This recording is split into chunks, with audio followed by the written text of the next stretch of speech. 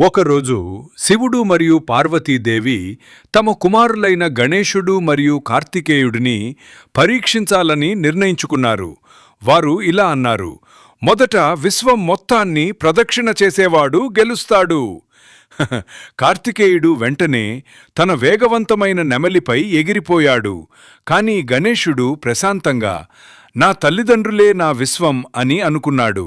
అతను శివుడు మరియు పార్వతీదేవిని 3 సార్లు ప్రదక్షిణ చేసి, నాకు మీరిద్దరూ విశ్వమంతా అని అన్నాడు.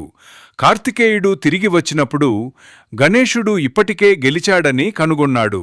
శివుడు ఇలా ప్రకటించాడు: గణేశుడి జ్ఞానం మరియు తల్లిదండ్రుల పట్ల గౌరవం అతన్ని నిజమైన విజేతగా చేస్తాయి.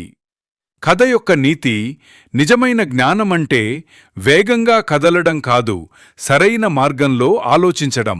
తల్లిదండ్రులను గౌరవించడం అనేది ఆరాధన యొక్క గొప్ప రూపం.